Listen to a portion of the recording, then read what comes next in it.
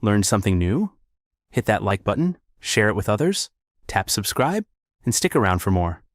Got thoughts? I'd love to hear them in the comments.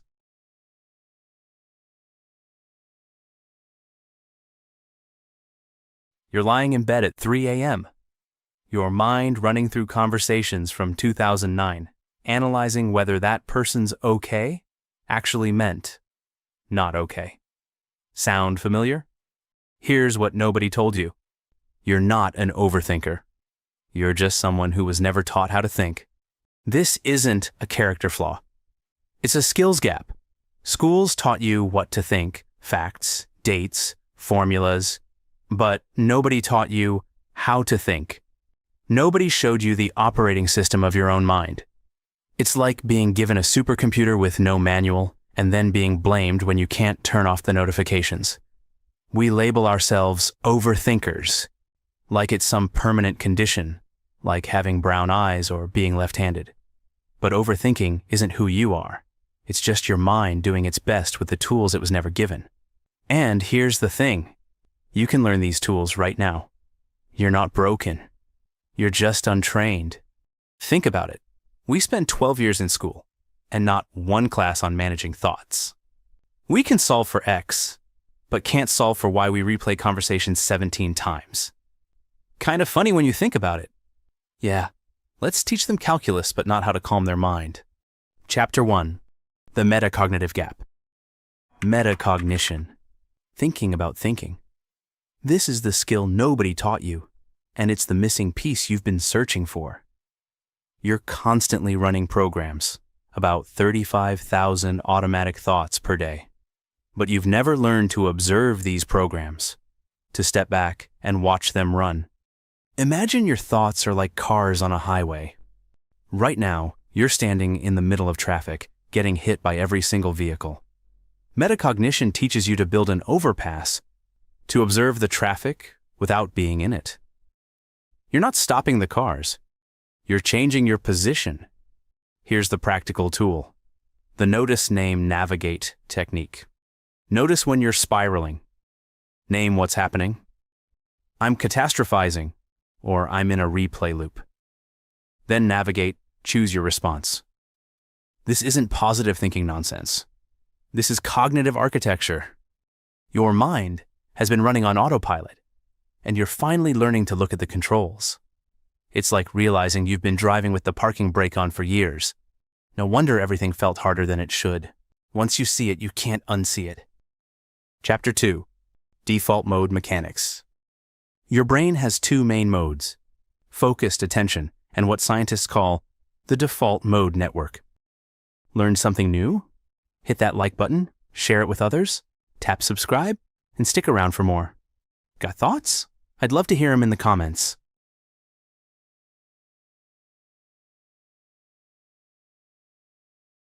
This is your mental screensaver. When you're not actively focused, this network activates. And guess what it loves to do? Time travel. Past regrets, future worries, anywhere but here. The default mode network isn't bad. It's where creativity happens, where insights emerge. But without understanding it, you become its passenger instead of its pilot. You know that feeling when you're trying to relax, but your mind starts presenting a PowerPoint of every mistake you've ever made. That's your default mode network without boundaries. Here's what's wild. Meditation isn't about emptying your mind. It's about recognizing when you're in default mode and choosing to shift. The 2-4-8 breathing technique. Breathe in for 2, hold for 4, out for 8. This literally signals your nervous system to shift networks. It's like Alt-Tab for your consciousness. We treat our minds like they should naturally know how to be calm. That's like expecting your body to naturally know how to do backflips. Skills require practice, even thinking skills. Chapter 3. Cognitive Load Management. You have limited mental bandwidth. Cognitive load is real. You only have so much processing power, and when you exceed it, everything breaks down. It's not weakness. It's physics. Think of your mind like RAM in a computer. Open too many programs and everything slows down. That decision fatigue you feel? That's your cognitive load maxing out. This is why Steve Jobs wore the same outfit. Not because he was weird, but because he understood cognitive economics. The solution isn't trying to increase your RAM. It's managing your programs better. Chunk similar decisions together. Create routines that run automatically. Build what psychologists call implementation intentions. Pre-decided responses to situations. If it's Sunday night, then I prep for Monday. If someone asks me to decide right now, then I say, let me check and get back to you. You know what's funny?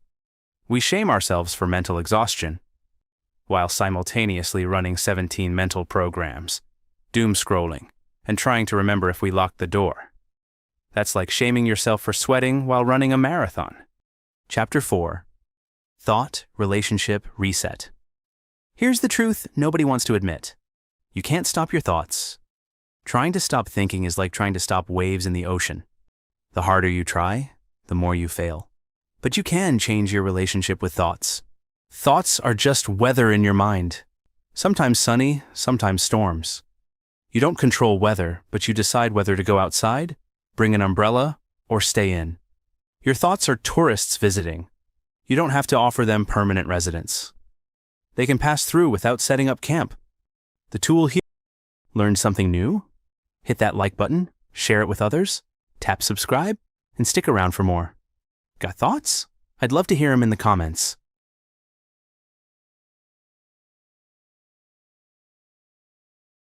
Here is cognitive diffusion. Instead of I'm a failure, try I'm having the thought that I'm a failure. Sounds simple, sounds stupid, works brilliantly. It creates space between you and the thought. You're not your thoughts any more than you're the music coming from your neighbor's apartment. We've been taught that controlling thoughts equals mental strength. That's like thinking holding your breath equals respiratory health. The strength isn't in control, it's in navigation. Chapter 5. Attention Architecture. Your attention isn't a spotlight. It's more like a zoom lens. You can adjust both direction and focus width. Wide for scanning, narrow for detail. But nobody taught you how to adjust your lens, so you're stuck on one setting, usually zoomed way too far into problems. Selective attention is a trainable skill. You're constantly filtering. Right now, you weren't aware of your tongue in your mouth until I mentioned it. You decide what's relevant. The problem? Without training, anxiety hijacks this system, and everything becomes relevant and urgent. Practice attention flexibility with the 5-4-3-2-1 technique. 5 things you see, 4 you hear, 3 you touch, 2 you smell, 1 you taste. This manually adjusts your attention lens, pulling you out of internal spirals into external reality. It's like teaching yourself, hey, the present moment exists too. You know what's hilarious? We have better training programs for our phone's focus modes than our own minds. Your iPhone has Do Not Disturb, but your consciousness doesn't. Want to level up your people skills? Join our YouTube membership for early access to scripts, input on future topics, and connection with a community that gets the social struggle. Click join below, and let's master human interaction together. Chapter 6. Emotional Granularity. You're not just fine or stressed. Emotional granularity is your secret weapon. The more precisely you can identify emotions, the better you can respond to them. It's the difference between I feel bad and I feel disappointed about the outcome but hopeful about the next attempt. Your emotional vocabulary is your emotional reality. People with higher emotional granularity have better relationships, less anxiety, and more resilience. Why? Because stressed is too vague to solve, but overwhelmed by competing deadlines. Now that's something you can actually address. Build your emotional vocabulary like you'd build your regular vocabulary. Instead of angry, try frustrated, irritated, exasperated, indignant. Instead of sad, disappointed, melancholic, grief-stricken, wistful. Each word is a tool, and right now you're trying to build a house with just a hammer. Here's what nobody talks about. We have more words for coffee orders than emotional states. Venti half-calf, oat milk latte with 2 pumps vanilla. But feelings? Yeah, I'm fine. Chapter 7. Implementation Intentions. This is the secret weapon psychologists don't want you to know that costs nothing. If, then, planning. Implementation intentions double your success rate. Not 10% better, double. If it's 9 p.m., then I put my phone in another room. If I start spiraling, then I do the 2-4-8 breathing. If someone asks for an immediate answer, then I say, let me think about it. You're pre-deciding responses, removing decision fatigue, creating automatic better choices. Your mind learned something new? Hit that like button, share it with others, tap subscribe, and stick around for more. Got thoughts? I'd love to hear them in the comments.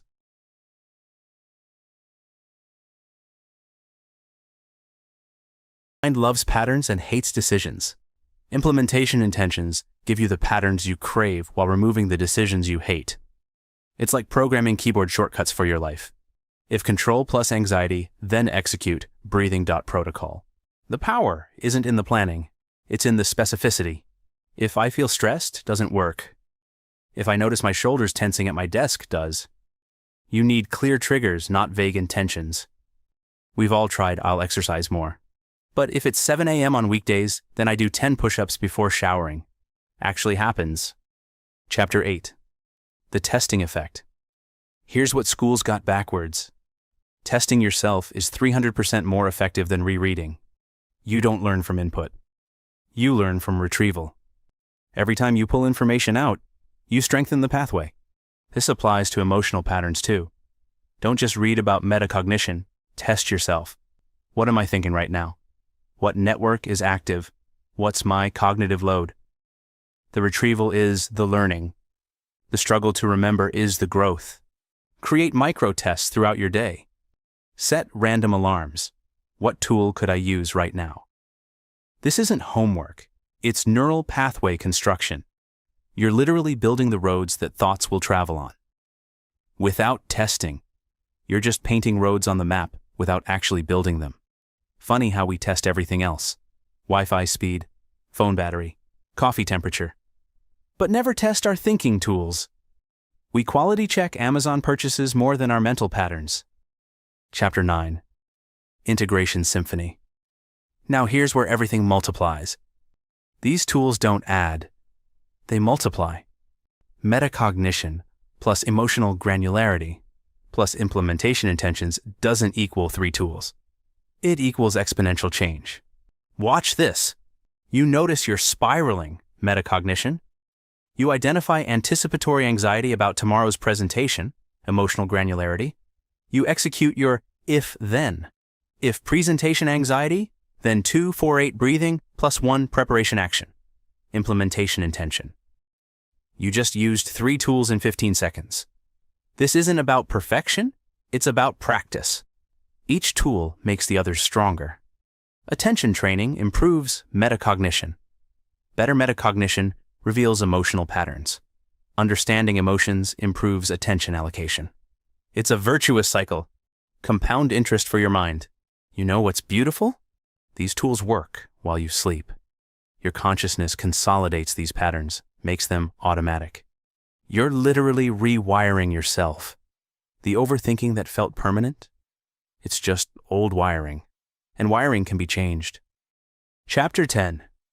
The Path Forward. You now have what school never gave you. The manual for your mind. You're not an overthinker. You're an undertrained thinker who just leveled up. Start with 1 tool. Just 1. Master the notice, name, navigate. Or practice if-then planning. Or expand your emotional vocabulary. Don't try to revolutionize everything at once. That's the overthinking pattern trying to sneak back in. Small changes, consistent practice, compound results. Remember, thoughts are weather, not climate. Your mind has a spam folder. Use it. Cognitive load is real. Respect it. Attention is adjustable. Practice adjusting it. Emotions need vocabulary.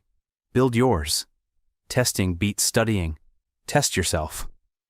These aren't just concepts. They're your new mental operating system. The person lying awake at 3 a.m., replaying conversations, drowning in what-ifs, That person wasn't broken. They were just untrained. And now you have the tools. Your overthinking wasn't your fault. But your transformation? That's your choice. Learn something new? Hit that like button, share it with others, tap subscribe, and stick around for more. Got thoughts? I'd love to hear them in the comments.